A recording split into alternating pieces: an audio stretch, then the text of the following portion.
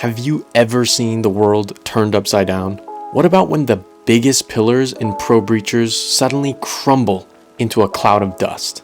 They're just hero left to survive, and no, it doesn't happen! Ladies and gentlemen, F3 are out! Here comes Blaze, they're gonna look, they just locked the end. There's the EMP! Time! But the go time! Time! Hesitates! It's too late! And AESIR are out of the postseason! I actually might shed a tear.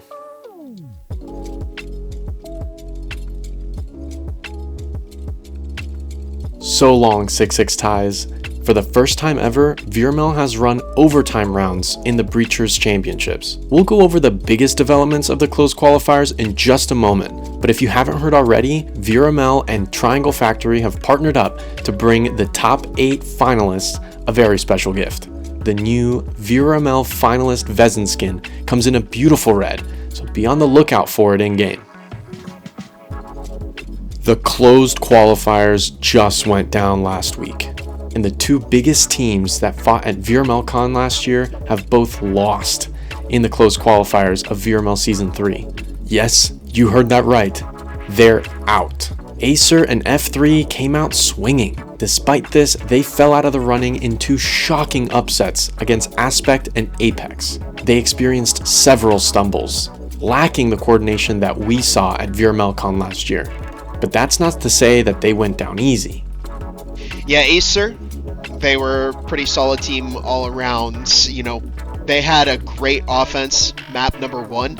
Hotline, some people think he's the best Breachers player in the game, but he was consistently in double digits the entire series. They had a great offense in the second half. Defense didn't go too well for them, but their offense was strong. It moved quickly, and ultimately it was pretty good counter for Apex.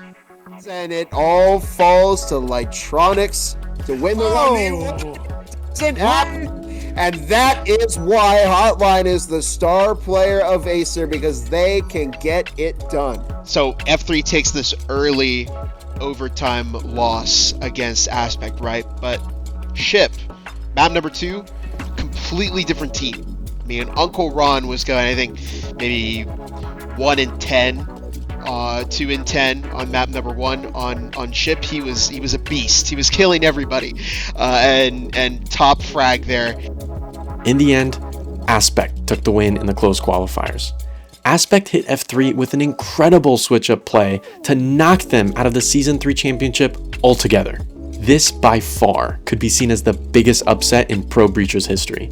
Can they take out Slitzo, who is on the flank? 001 pushes in, catches Donk, catches the second onto Crimson, the third onto Ice Beast, the fourth onto Gems. Can they make it an ace? On the other side of the qualifiers, we saw VALOR responding to Havoc with a 4K of their own. Find Billy as well. Slitzo's getting a little greedy here, and it doesn't matter. They're not getting punished for it, as Billy almost goes down to Sleet, who's going to look to push, and they find a third. Can they get a fourth here now, too? They're going back up again. They're still not being punished.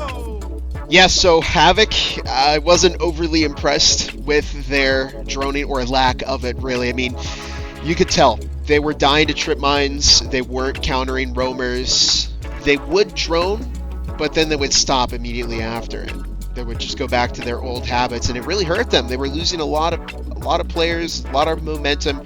First pick often given up to them, and it's why you drone. And even the chat was saying, hey, they have to drone more. I was thinking the same thing too. You have to make sure that you're using those drones so you can get the intel that you need. And Ivy. Of course, they had to put down Empire in a dominant fashion with a 14-2 score win. The semifinals match coming up between IVNA and VALOR could be one of the biggest in the Season 3 championship. Empire had high hopes, but they're going to have to take a stab next season. Tabs might push here, and I think Red Panda's just getting in their own head. And Tabs is going to look to potentially push. Yeah! Ace! Oh my goodness! Mr. Tabs. AESIR EU absolutely dominated Chaotic 14-2. It was not a close game, but it did actually start with Chaotic taking the first 2 rounds of that map. Now there's specifically a moment on their it was Mr. Tabs dropped an ace on the team, and you could tell at that point that AESIR EU was going all the way. As if things couldn't get worse for the F3 franchise, Nexus had to go and knock out the F3 EU team in the same exact round as their NA counterparts. Very handy. So you drop down. Here comes the shotgun. Pushing into sight. The double barrels blasting a Scottish Ripper fuse and Scottish. And oh my goodness, Cheeky Breeky absolutely cut down SunsetRavens. That's right. Martini always says they're never going to work, but it did. Cheeky Breeky dropped down the hatch out of nowhere, and they actually completely beat the team and won the round. SunsetRavens did not come out unscathed, but alive to keep fighting in the semifinals after clutching up several times in a harrowing battle against Cheeky Breechy. And great use of the smoke as well. Mac found Fuse in the meantime, making it a 4 versus 4, but they're refragged by Scottish Ripper. Desander, meanwhile, finds BMO Adam taking out Freezer with the double. Now The semifinal matchups for North America will be IVNA versus VALOR, Aspect versus Apex, and the semi-final matchups in Europe will be AESIR EU versus Nexus, Berserk versus SunsetRavens. Surprisingly, the EU region still has their top 4 teams intact going into the semifinals, unlike North America, where salads have been tossed. It's just crazy to see that F3 and AESIR are both out of the bracket already. I mean, you think about it, AESIR has been the #1 team in Breacher's VRML since its existence. I mean, they won preseason, they were in Season 1 finals, they won that, in Season 2 finals, they won that. They went to Denver, Colorado, played on a live stage, and won. And now here we are, the next season over, and they're not even clearing quarterfinals. F3, another team, very solid. They played against AESIR in every single season except for that preseason. And then to see them out as well. And it was really, I thought, during the middle of the season when F3 had originally beaten AESIR, that this is going to be F3's season. I thought they wanted this for so long. This is what they've been working for. And to finally beat AESIR, they're not going to stop.